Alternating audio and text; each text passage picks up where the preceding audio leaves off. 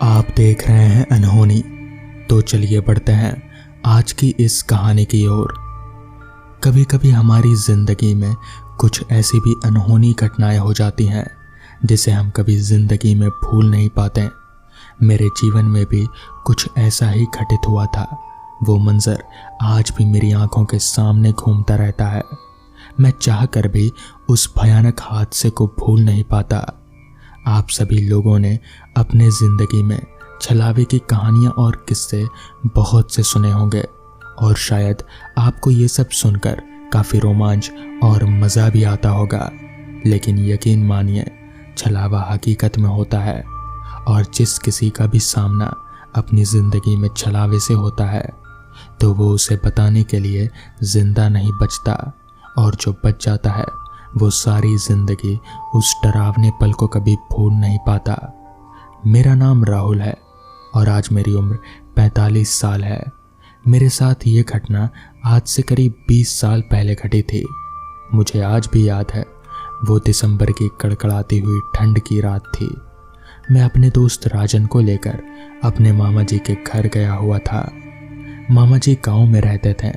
मुश्किल से उस गांव में 100 के करीब मकान बने होंगे। मेरे दोस्त राजन को गांव देखने का बहुत शौक था, इसीलिए वो मेरे साथ आया था। मामी मुझे और मेरे दोस्त को देखकर बहुत खुश हो गए। हमें वहां पर रहते हुए करीब 5 दिन से ज़्यादा हो गए थे और एक दिन अचानक मामा जी किसी पत्थर से टकरा गए और उनके पैर में बुरी तरह से चोट लग गई। चोट लगने की वजह से मामा जी और मामी बहुत ज़्यादा परेशान हो गए। पहले तो मुझे लगा कि शायद चोट लगने की वजह से दोनों परेशान हो, लेकिन फिर मुझे उनकी परेशानी की कोई दूसरी वजह लगी। मैंने जब उनकी परेशानी का कारण पूछा तो मामी ने बताया कि मामा पैर में चोट लगने की वजह से अब कुछ दिनों तक खेत की रखवाली नहीं कर पाएंगे। मामा जी का गांव जंगल के आसपास ही बसा हुआ था, जहां पर जंगली जानवर अक्सर रात में खेतों में घुसकर फसल खराब कर दिया करते थे। मैंने मामा जी की ओर देखकर कहा, आप घबराते क्यों हैं मामा जी?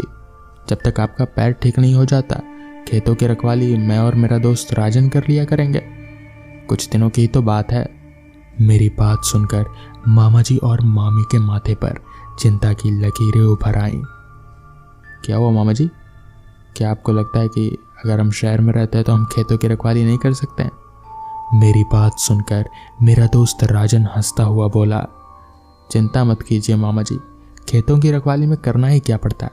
हम दोनों अपने साथ एक मोटा डंडा लिए जाते हैं, कोई भी जंगली जानवर आएगा तो धूल चटा देंगे उसे। राजन सही कह रहा है, हम रात भर नहीं सोएंगे और सुबह घर आकर अपनी नींद पूरी कर लेंगे। हम दोनों की बात सुनकर मामा जी ने गंभीर लहजे में कहा, बात वो नहीं है बेटा, ये सर्दियों की रात है। गांव में छलावे अक्सर घूमते रहते हैं। तुम शहर वाले इन छलावों से अभी वाकिफ नहीं हो। छलावे का नाम सुनकर मैं और मेरा दोस्त एक दूसरे की ओर देखने लगे। हमने ये नाम अपनी जिंदगी में पहली बार सुना था, क्योंकि हम शहर के रहने वाले थे। जब हमने मामा जी से छलावे के मुतल्लिक कुछ और जानना चाहा तो उन्होंने बताया कि छलावा किसी का भी रूप ले सकता है, मगर सच में वो एक भूत होता है। अगर कोई इंसान उसकी बातों में आकर उसके साथ चला जाए तो वो कभी जिंदा वापस नहीं आता और वो इंसान को मारने के लिए तरह तरह के रूप भी बदल सकता है। मामा जी की बात सुनकर हम दोनों जोर से हंसने लगे। मैंने हंसते हुए मामा जी की ओर देखकर कहा, बस भी कीजिए मामा जी, ऐसा सिर्फ फिल्मों में होता है, आप निश्चिंत होकर आराम कीजिए। मगर मामा जी हमें रात के समय खेतों में भेजने के लिए राजी नहीं हो रहे थे। मैं खेतों में जाने के लिए मामा जी से जिद पर अड़ गया। काफ़ी देर बाद उन्होंने हार मान ली। तमाम नसीहतें देकर मामा जी ने हम दोनों को खेतों की रखवाली करने के लिए भेज दिया। रात का सन्नाटा फैल चुका था, चारों ओर कोहरा छाया हुआ था। हम दोनों दोस्त खेतों में कंबल ओढ़कर अलाव जलाकर बैठ गए। दूर आती हुई गीदड़ों की आवाज़ें खेतों में गूंज रही थी। हम दोनों दोस्त काफ़ी देर तक बातें करते रहे ताकि हम दोनों के ऊपर नींद हावी ना हो पाए। मगर कहते हैं ना नींद तो कांटों में भी आ जाती है। बातों के दौरान हम दोनों दोस्तों की आंख लगी ही थी कि अचानक मुझे पकड़कर किसी ने बुरी तरह से झंझोड़ दिया। मैं चौंक कर उठ बैठा और इधर उधर देखने लगा, मगर मैंने देखा कि राजन तो बैठे बैठे ही सो रहा था। मैंने अपने दोस्त राजन को उठाया। राजन मेरी ओर देखकर नींद में बोला, क्या हुआ यार, अभी अभी तो नींद का झोंका आया था, उठा क्यों दिया? इस पर मैंने कहा, मुझे सोते हुए में किसी ने बुरी तरह से झंझोड़ दिया, मुझे लगा कि शायद तू है। पागल हो गया क्या? मैं भला तुझे क्यों झंझोड़ूंगा? मगर मुझे अच्छी तरह से याद था कि सोते हुए में किसी ने मेरा पूरा शरीर पकड़कर मुझे बुरी तरह से झंझोड़ दिया था। सच तो यह है कि अब मैं अंदर ही अंदर थोड़ा सा घबरा गया था। मैं इसी सोच में गुम था कि तभी दूर से मुझे कोई आता हुआ दिखाई दिया। रात का अंधेरा और कोहरा चारों ओर फैला हुआ था, इस वजह से उसका चेहरा साफ दिख नहीं रहा था। कुछ ही देर में वो व्यक्ति हमारे सामने आकर खड़ा हो गया। हम दोनों उस व्यक्ति को देखकर बुरी तरह से चौंक गए। वो आदमी कोई और नहीं बल्कि हमारे मामा जी थे। राजन और मैं हक्का बक्का मामा जी की ओर देखने लगे। मैंने मामा जी की ओर देखकर कहा, मामा जी, आपको तो चोट आई थी, लेकिन आपके चलने के अंदाज से तो ऐसा लग नहीं रहा कि जैसे आपको चोट लगी है। मैंने मामा जी की ओर देखा। वो हम दोनों को देखकर सपाट लहजे में बोले, हाँ, मेरी चोट सही हो गई। तुम्हारी मामी की रात में तबीयत अचानक खराब हो गई, इसलिए मैं उन्हें दूसरे गांव के डॉक्टर के पास ले जा रहा था, लेकिन रास्ते में उनकी तबीयत और ज़्यादा बिगड़ गई, तो मैंने सोचा तुम दोनों को भी अपने साथ ले चलूं। मामा जी की बात सुनकर हम दोनों बुरी तरह से घबरा गए। मैंने तुरंत मामा जी से कहा, तो फिर जल्दी चलिए, कहाँ है मामी? इस पर मामा जी बोले, यहाँ से थोड़ी दूर दाएं ओर जो रास्ता जाता है। मामा जी की बात सुनकर मैं हैरत में पड़ गया, क्योंकि हमारे खेतों से दाईं ओर पगडंडी से होता हुआ एक कच्चा रास्ता जंगल की ओर जाता है, जहां एक तालाब भी पड़ता है। मैंने मामा जी से हैरान होते हुए पूछा, लेकिन वहां तो कोई रास्ता नहीं है। इस पर मामा जी बोले, एक रास्ता है जो सिर्फ मुझे मालूम है, क्योंकि मैंने बचपना इसी गांव में बिताया है। वो रास्ता थोड़ा शॉर्टकट है। अब तुम दोनों जल्दी चलो, मुझे तुम्हारी मामी की फिक्र हो रही है।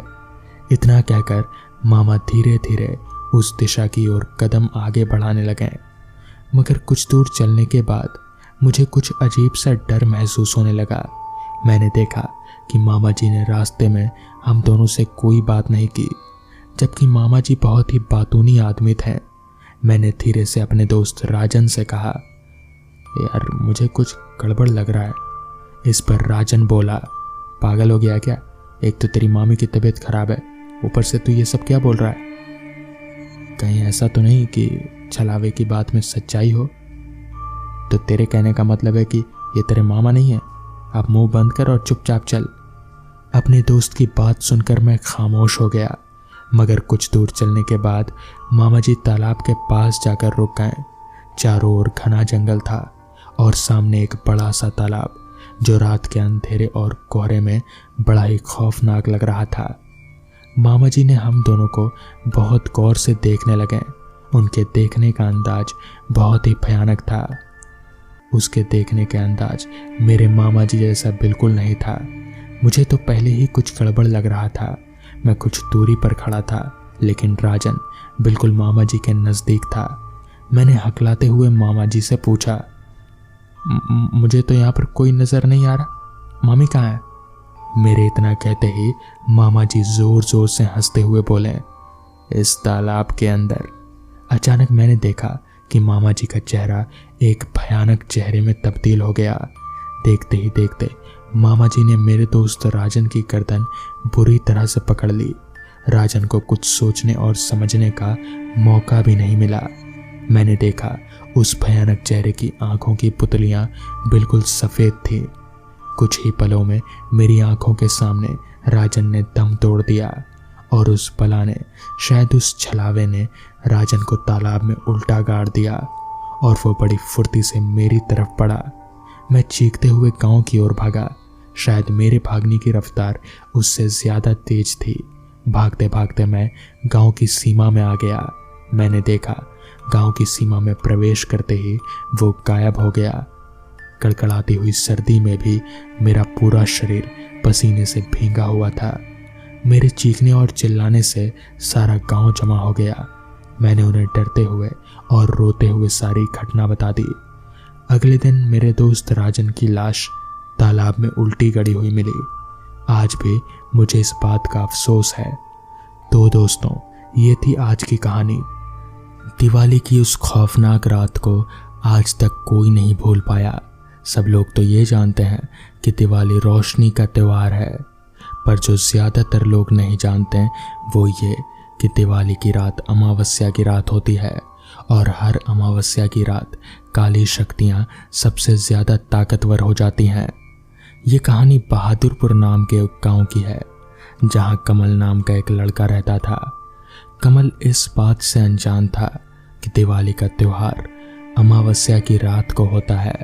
वो अपने दोस्त विकास के साथ दिवाली की रात सड़क पर घूम रहा था। तभी विकास की नज़र मंदिर के पीछे गई। उस मंदिर के पीछे एक सुनसान सा घर था। उस घर में एक सुंदर लड़की लाल साड़ी पहनी दीपक जला रही थी। विकास कमल को लेकर उस घर के पास चला गया। जैसे ही दोनों वहां पहुंचे, उन्होंने देखा पूरा घर दीपकों से सजा हुआ था। उन्हें बालकनी में खड़ी वो सुंदर लड़की नजर आई। उन्हें फिर मुस्कुराकर उन दोनों को अंदर बुलाने का इशारा किया तो कमल और विकास तुरंत उस घर में चले गए। घर अंदर से भी उतना ही खूबसूरत सजा हुआ था जितना बाहर से। घर में रखे मेज पर खाने की अलग अलग चीजें रखी हुई थी। कमल मेज पर रखे लड्डुओं में से एक लड्डू उठाकर खाने लगा, पर उसके हाथ से वो लड्डू गलती से नीचे गिर गया। जैसे ही कमल लड्डू उठाने के लिए नीचे झुका तो उसने देखा मेज के नीचे एक भयानक काली सी परछाई थी, जो कमल को देखते ही कहीं गायब हो गई। ये सब देखकर कमल के होश उड़ गए।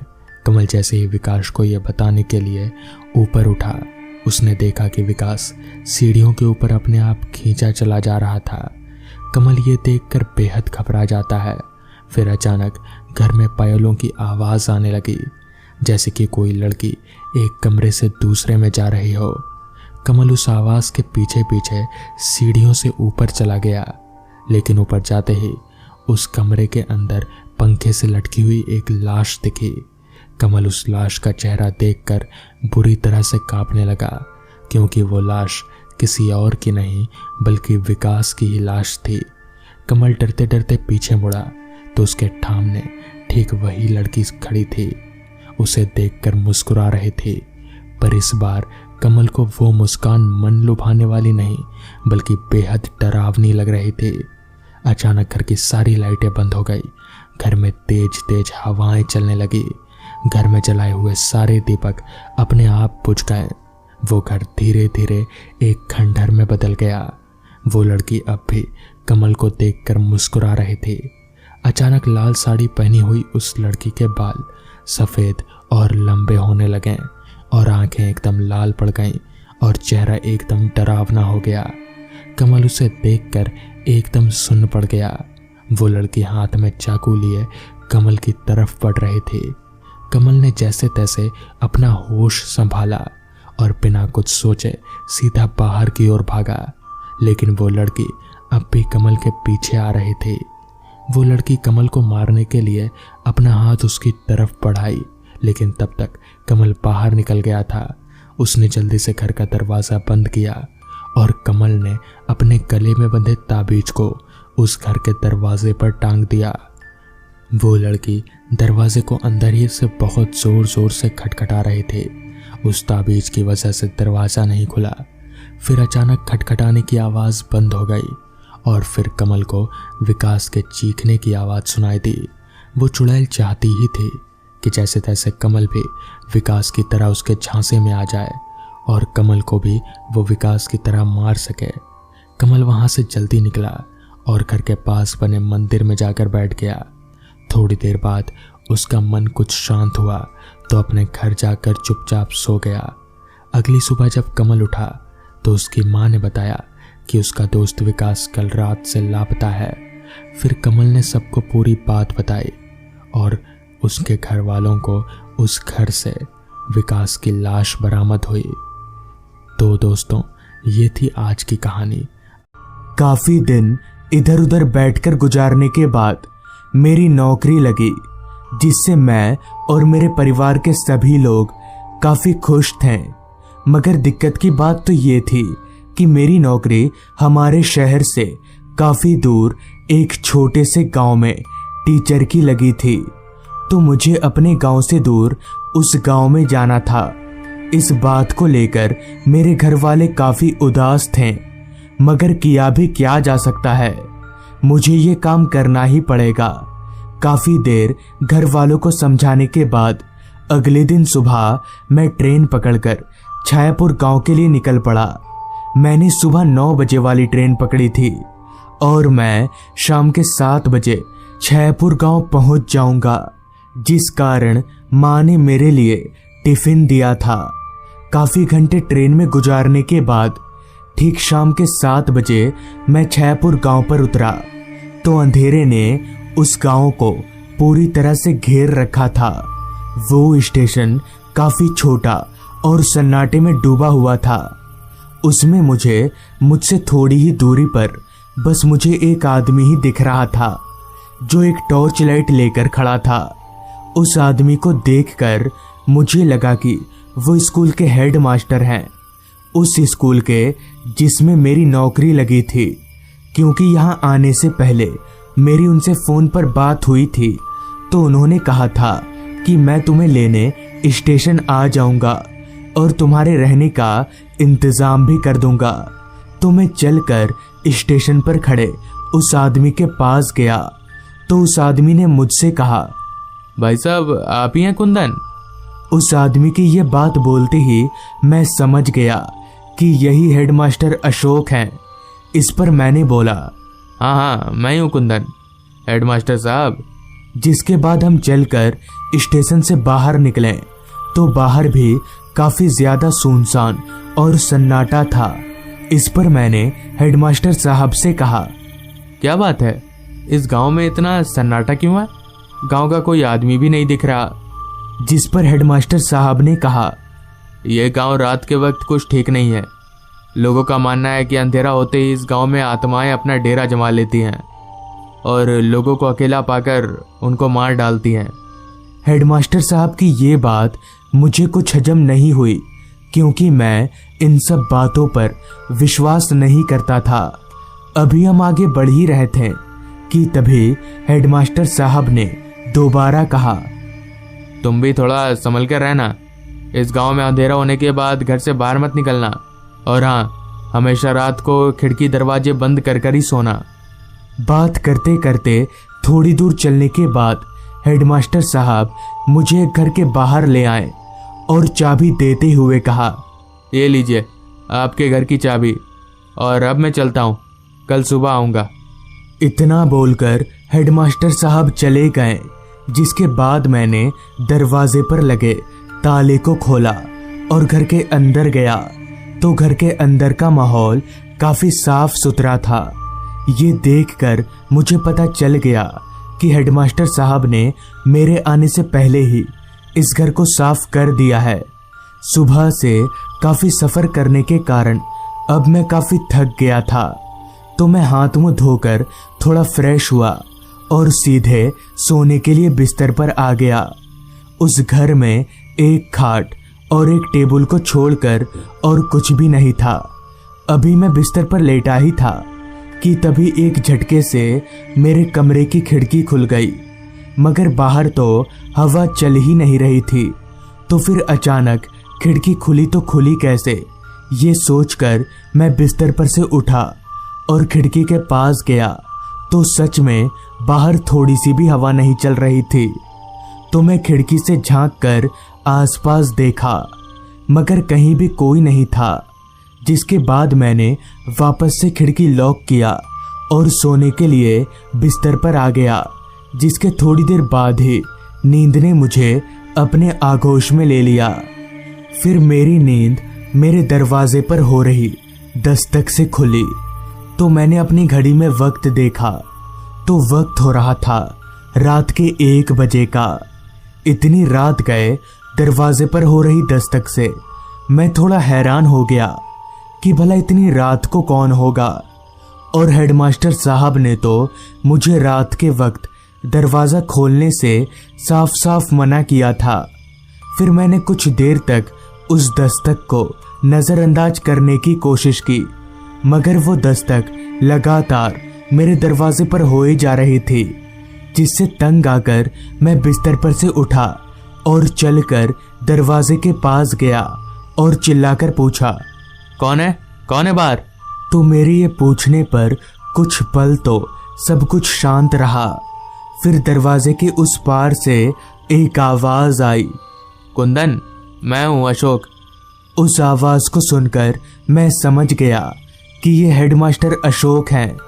तो मैंने झट से दरवाजा खोला तो बाहर हेडमास्टर अशोक खड़े थे, मगर उनकी हालत कुछ ठीक नहीं थी। उनके सर से काफी खून बह रहा था। ये देखकर मैंने हेडमास्टर से कहा, क्या हुआ सर, आपको चोट कैसे लगी?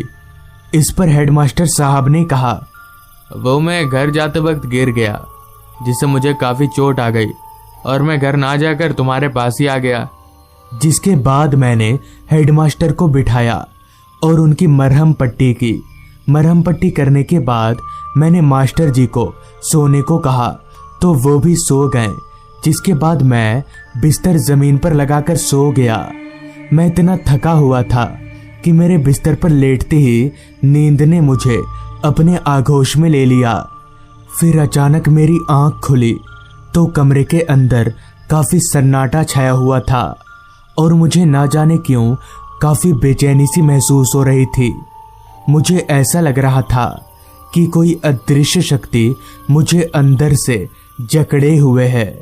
फिर भी मैं किसी तरह उठा और ऐसे ही पानी लाने के लिए आगे बढ़ा तो मेरी नज़र उस खाट पर गई जिस पर हेडमास्टर साहब सो रहे थे।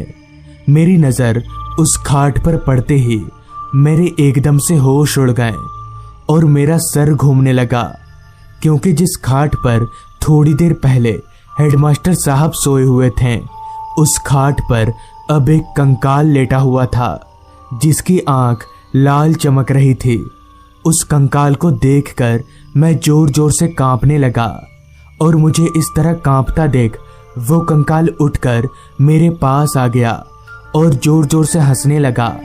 उस कंकाल को इस तरह हंसता देख मेरे हाथ पैर फूलने लगे कि तभी उस कंकाल ने एकदम से मेरा गला पकड़ लिया। मैंने किसी तरह हिम्मत जुटाकर उसके हाथ से अपना गला छुड़ाया और भागकर घर से बाहर निकला और उसी रास्ते की तरफ दौड़ने लगा जिधर से मैं आया था।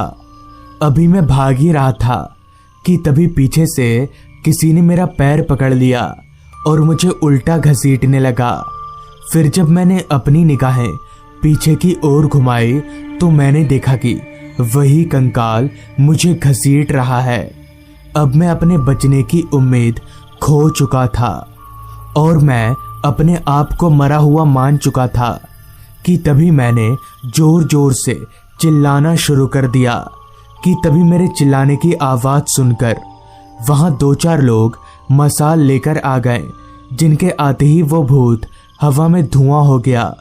फिर मुझे पता चला कि ये रात को गांव की पहरेदारी करते हैं, क्योंकि हर रोज इस गांव से एक आदमी गायब हो जा रहा है। ये सुनकर मुझे पता चल गया कि ये काम उस भूत का है। तब मैंने अपनी पूरी आपबीती उन सभी को बताई, जिस पर उन्होंने कहा, क्या बोल रहे भाई साहब आप? हेडमास्टर अशोक तो कल रात को ही लापता हो गए थे और उनकी लाश आज सुबह ही मिली थी। ये सुनकर मैं दंग रह गया कि हेडमास्टर अशोक भी भूत थे। तो दोस्तों, ये थी आज की कहानी। अगर आपको ये कहानी अच्छी लगी हो तो चैनल को जरूर सब्सक्राइब कर लें। तो मैं आपका दोस्त आर्यन जल्द ही मिलूंगा आपसे ऐसी ही एक कहानी के साथ।